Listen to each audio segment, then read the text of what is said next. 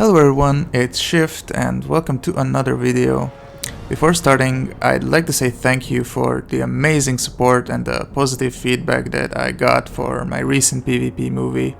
I really didn't expect it to blow up the way it did, but I'm really glad it did because it kept me motivated to keep making videos, so thank you guys. Furthermore, I'd like to announce a new video series that will hopefully guide you through every 1 vs 1 matchup as a druid in Classic WoW. This series will be centered around dueling the best players of each class and spec that I'm able to find on the Golmag EU server. I've already contacted some very talented PvP players, and some of them have already agreed to represent their classes in the duels as well, but this is where you guys come in. Please leave a comment on which matchup would you be most interested in, and I will try to upload the videos accordingly. And if you play on the server and have any suggestions for a really skilled player that you would like to see me fight, you're more than welcome to leave their names in the comments section, or you can contact me directly on Discord if you have any questions. You'll find it in the description down below. Thank you very much.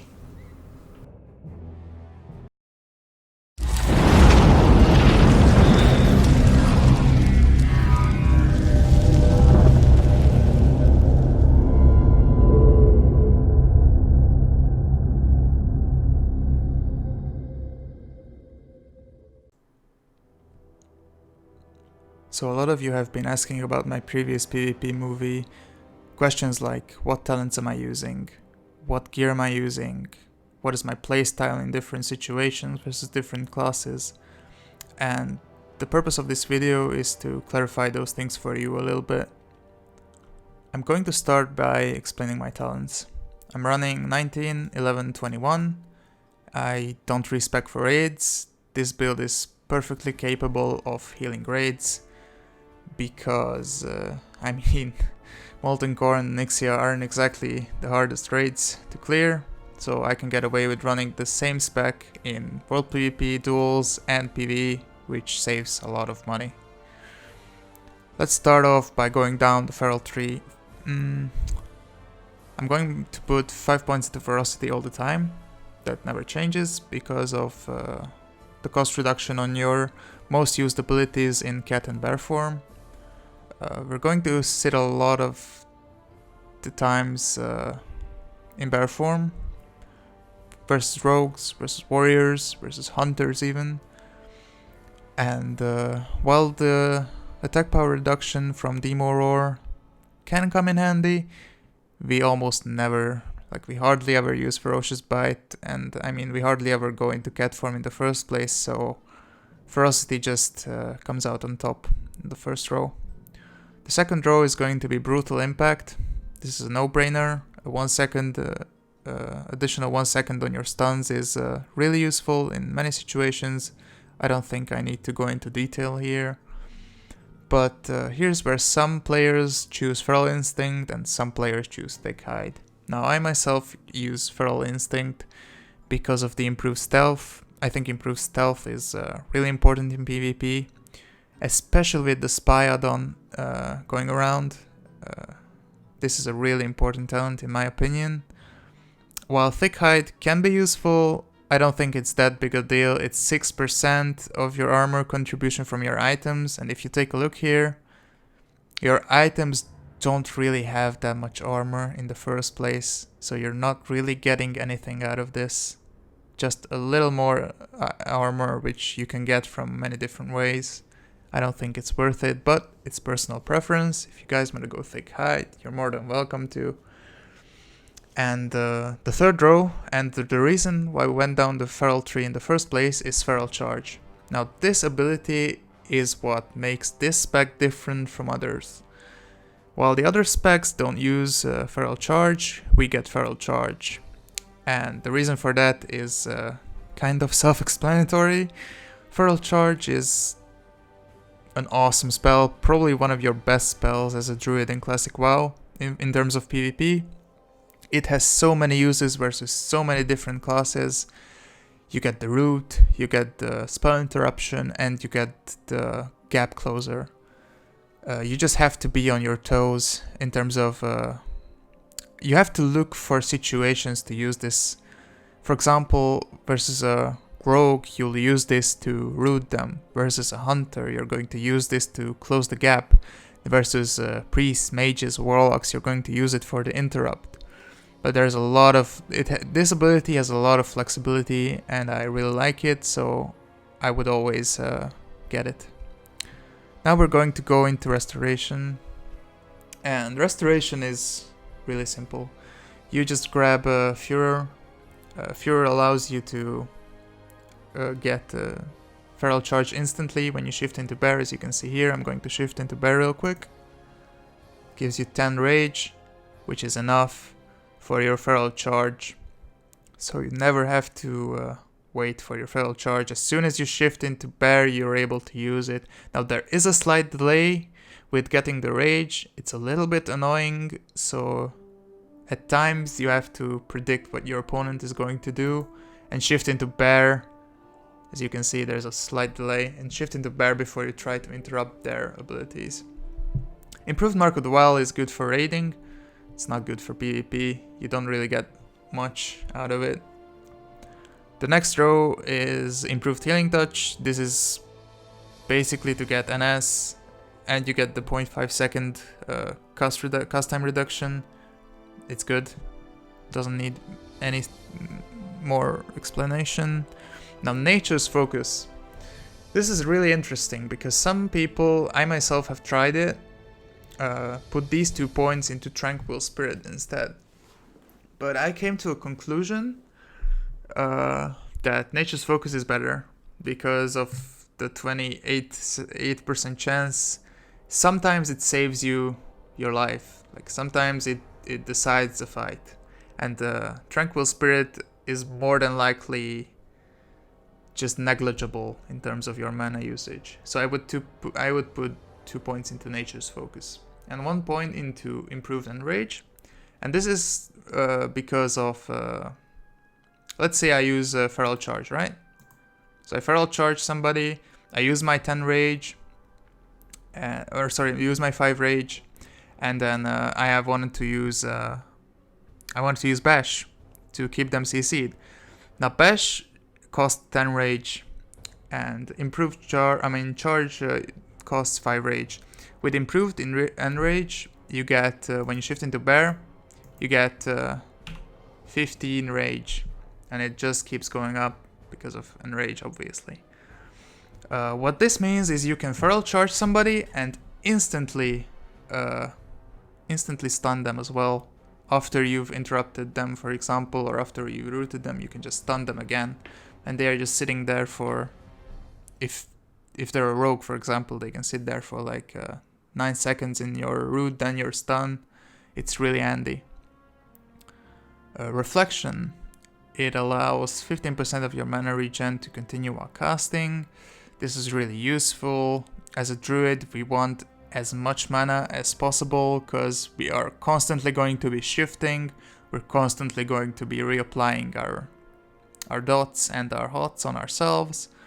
This is just generally a really good talent. And Insects Farm is really just a no-brainer. It's the basis of your spec, basically. It's a really nice damaging tool, and yeah, you would always grab this one. Now the next row, we're going to put 3 points into Improved Rejuve. Improved Rejuve is basically our main way of healing in fights that are drawn out and we don't really have much time to cast in. Improved Rejuve is really good. Just always grab 3 points in here. And NS is just a no-brainer, really. A lot of people, though, what I wanted to say is a lot of people disregard NS as only NS Healing Touch, as the only combo. That is not true. You have to be flexible with this ability. What I mean by this is a lot of the times I see people not being able to finish off like Holy Paladin or a Priest matchup where they are just a wrath away from finishing their opponent, but as you know, druids don't really have a lot of burst. But with this, in very rare situations, you're almost always going to use Nature's Swiftness with your Healing Touch. But in rare situations, you can get away with NS wrathing someone to finish them off.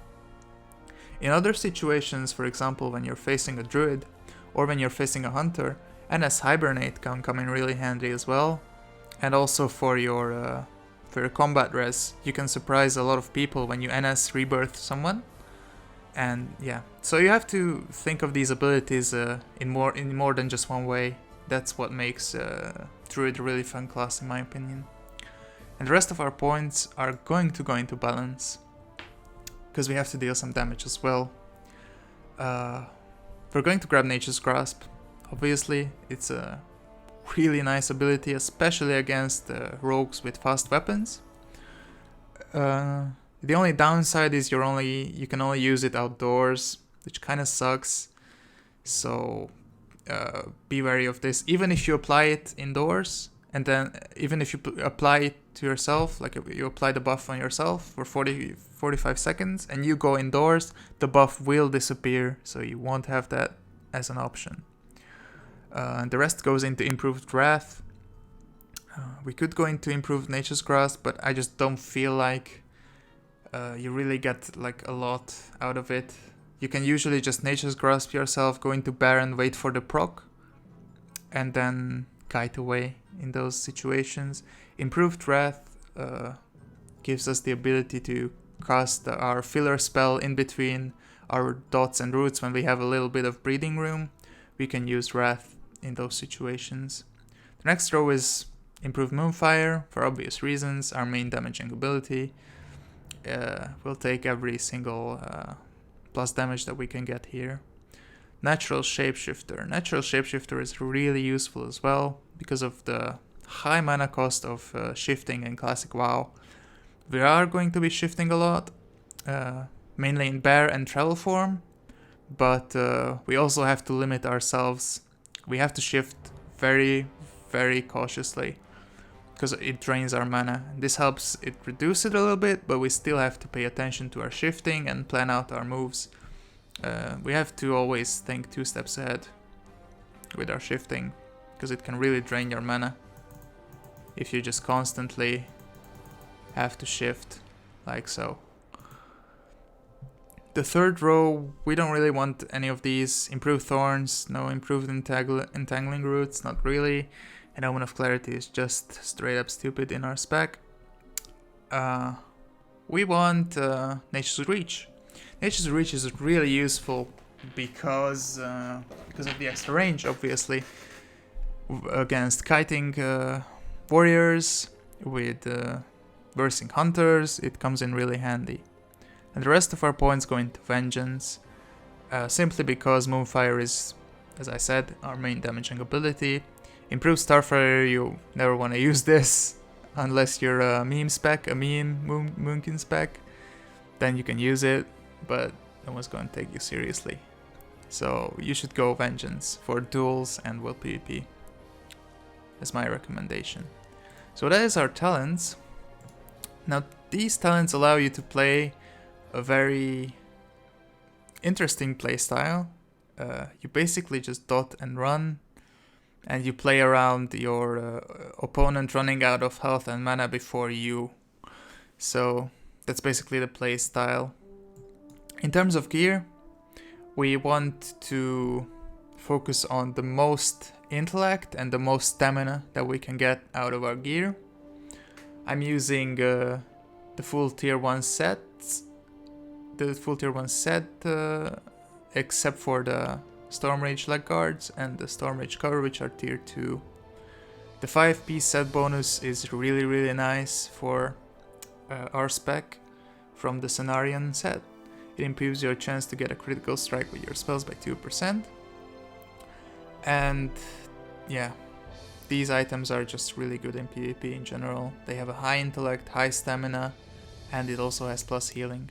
In terms of enchantments, I went for plus 8 intellect on my head, I went for plus 5 resistance on my cloak, and I went for plus health on my chest piece and plus 9 stam on bracers, plus 40 armor on my gloves, plus 40 armor on my legs, and speed increase on your boots.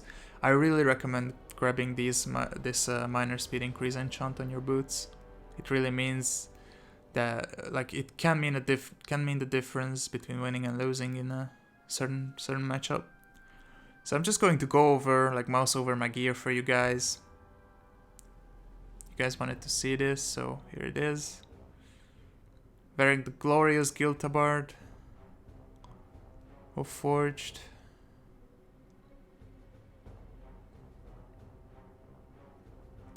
And for trinkets, yeah, I mean, trinkets are very situational. I have AGM and Shadow Reflector equipped, but I recommend you guys get all the gadgets that you can with engineering, like the, yeah, Flame Reflector, Ice Reflector, the Barrel of Peasant Collar, really powerful trinket, Mithril Mechanical Dragonling, the Chicken, Gnomish Battle Chicken, the Cloaking Device, the Nanomatic, you get the point.